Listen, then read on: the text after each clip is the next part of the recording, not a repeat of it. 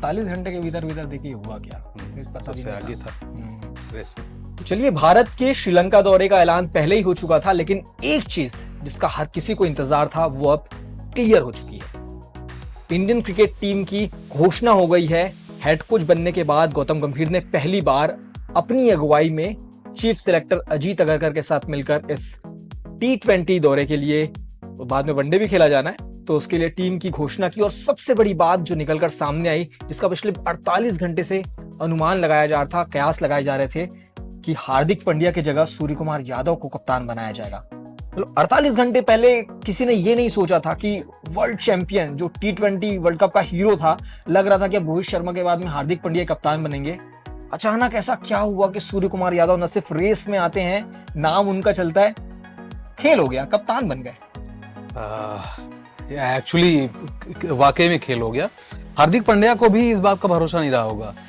T20 विश्व cup में भारतीय टीम चैंपियन बनी, रोहित शर्मा खुश थे, उन्होंने गाल पे पप्पी दी और पप्पी के साथ पूरी दुनिया, हाँ झप्पी भी दी, और ये पूरी दुनिया को इशारा मिला कि यार अब जो है बेंडर पास हो गया है, अब ये जो कमान है वो हार्दिक पांड्या के हाथ में आएगी। वो कप्तान भी थे, लेकिन अचानक पिछले 48 घंटे तक हर कोई यही कह रहा था हार्दिक पांड्या कप्तान, हार्दिक पांड्या कप्तान, लेकिन अचानक ऐसा मूड बदला, सूर्य कुमार यादव का नाम निकलकर सामने आता है और उसके बाद सारी चीजें पलट जाती हैं। और उसको लेकर कई ऐसी बातें भी हैं जो अंदर खाने चल रही थी।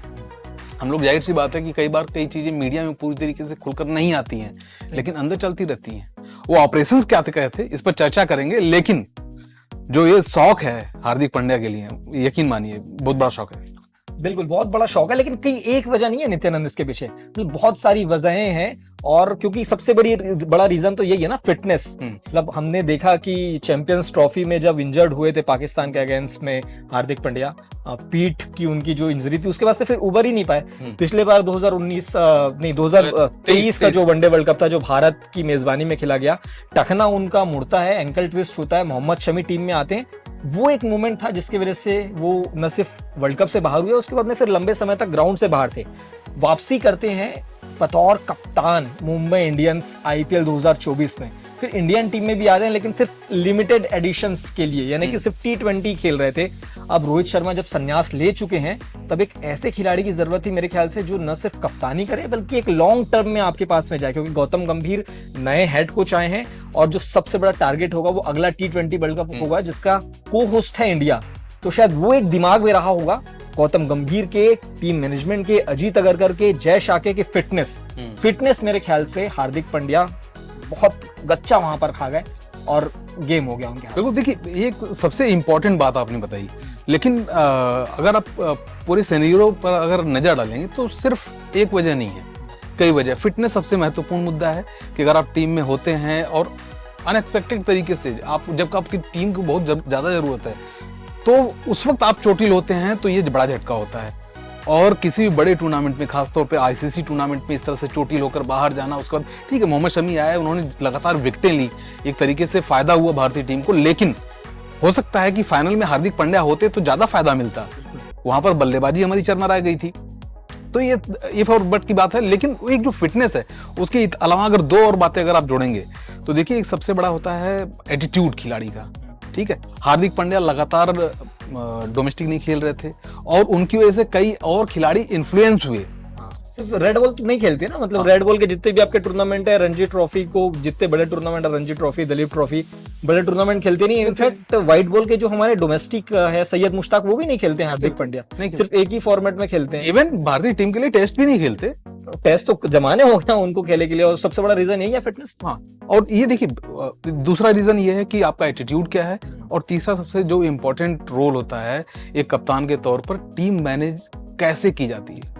हमने देखा था IPL में पूरी तरीके से मुंबई इंडियंस 5 बार की चैंपियन पूरी तरीके से बिखर गई थी, किसी को अंदाजा नहीं था। मैदान पर जो चल रहा था रोहित शर्मा के साथ, जसप्रीत बुमराह, सूर्य कुमार यादव, ये बहुत ज्यादा कंफर्ट नहीं थे। हार्दिक पांड्या कप्तान बने, जो स्टेडियम में जो बू होता था उनके लिए, जो हुटिंग उनकी होती थी, तो वो सारा एक माहौल बना ही हुआ था। और एक बड़ा रीजन भी हो सकता है ये हो कि अनसर्टेनिटी दूसरे प्लेयर्स के बीच में ना है, क्योंकि हार्दिक पांड्या जितने सीनियर हैं उतने ही सूर्य कुमार यादव और जसप्रीत बुमराह भी तो फिर रेस में है।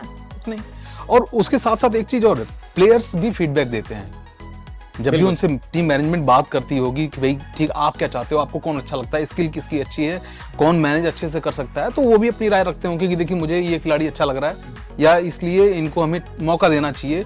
तो यहाँ पर मुझे ऐसा लगता है कि कहीं ना कहीं से सूर्य कुमार यादव के पक्ष में ज्यादा लोग होंगे, उनकी स्किल्स पर ज्यादा लोग बात कर रहे होंगे। और दूसरी तरफ अगर आप बात करेंगे कि हार्दिक पांड्या, तो कई बार ऐसा देखने को मिला है कि वो ट्रोल हुए हैं, कई बार कोई खिलाड़ी 4 रन से हाफ सेंचुरी चूक गया या किसी को कहा कि आप छक्का मार तो आओगे, फिर खुद ही कर लिया, ये सब चीजें। हाँ, और उसके साथ साथ खिलाड़ियों को मैदान पर गाली भी देते नजर आए। देखिए इसको आप भूल नहीं सकते, ये भले ही छोटा मामला है, प्लेयर्स में हिट ऑफ मूवमेंट हो जाता है, लेकिन आप ही के साथ क्यों होता है बार बार, ये भी इंपॉर्टेंट है कि आप ही क्यों, ठीक है। और उसके बाद जिस अंदाज में वो गुजर रहे थे अपनी पर्सनल लाइफ को लेकर, उसके बीच में इस तरह का फैसला शायद टीम मैनेजमेंट को ये भी रहा होगा कि भैया आप पहले अपना पर्सनल काम निपटा लो। क्योंकि देखिए ये सब तब शुरू हुआ है, सारा ड्रामा कप्तानी को लेकर सूर्य कुमार यादव का नाम आना तब शुरू हुआ है जब उन्होंने ये कहा कि वनडे सीरीज के लिए उपलब्ध नहीं है। निजी कारण है, निजी कारण कुछ भी हो सकता है। ये भी हो सकता है कि आपको डर लग रहा है कि 10 ओवर गेंदबाजी करेंगे तो चोटिल हो जाएंगे। ये भी हो सकता है कि जब विराट कोहली, रोहित शर्मा, जसप्रीत बुमराह नहीं खेल रहे हैं तो मैं भी उस लेवल का प्लेयर हूं, मैं भी सीनियर हूं, क्यों खेलूं? ये भी हो सकता है। और शायद यही एटीट्यूड है कि गौतम गंभीर ने हार्दिक पांड्या पर दाव न लगाकर सूर्य कुमार यादव को ज्यादा भरोसा अपना जताया।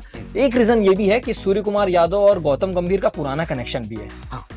गौतम गंभीर जब कोलकाता नाइट राइडर्स के जो कप्तान हुआ करते थे, तब उनकी वाइस कैप्टेंसी केकेआर की जो डेप्यूटी थे गौतम गंभीर के, वो सूर्य कुमार यादव ही थे। और कई बार इंटरव्यूज में गौतम गंभीर ये बात कह चुके हैं कि हमें पता था वो किस कैलिबर का खिलाड़ी है, तब से उतनी मेहनत करता था कि एक बॉल पे अलग अलग 6 शॉट्स निकालना। और ये गौतम गंभीर मानते आए हैं कि केकेआर उनको रिटेन नहीं कर पाए या उनको रिलीज कर दी, ये केकेआर की सबसे बड़ी गलती भी है, चूक थी। और दूसरी चीज ये कि अजीत अगरकर भी मुंबई से आते हैं, सूर्य कुमार यादव भी मुंबई से आते हैं, तो जो कप्तान रोहित शर्मा भी, बिल्कुल। तो जो अभी का जो मैनेजमेंट है, अभी का जो कोचिंग सिस्टम है, वो शायद सूर्य कुमार यादव के पक्ष में ज्यादा था बनिस्बत हार्दिक पांड्या के। बिल्कुल सही कह रहे हैं। और इसमें एक बात और मैं जोड़ दूं कि जो स्काई जिस नाम से सूर्य कुमार यादव को पूरी दुनिया जानती है, वो नाम गौतम गंभीर ने दिया है, 2016 में दिया था। तो ये 2-3 कारण है कि अब सूर्य कुमार यादव की अगुवाई में भारतीय क्रिकेट टीम एक नए युग की शुरुआत करेगी, नए दौर की तरफ आगे बढ़ेगी, क्योंकि अगला T20 वर्ल्ड कप जिसका को होस्ट भारत है, गौतम गंभीर चाहेंगे कि अपने कोचिंग टेन्योर में एक बड़ा कमाल कर जाएं। अब तक भारत को 2 वर्ल्ड कप उन्होंने जिताए बतौर प्लेयर, लेकिन अब नए रोल में हैं, कोच बनेंगे और बन चुके हैं। पहला असाइनमेंट श्रीलंका दौरे से उनका शुरू हो जाएगा 27 जुलाई से। तो एक बड़ा ताज अपने सिर पर वो सजाएं।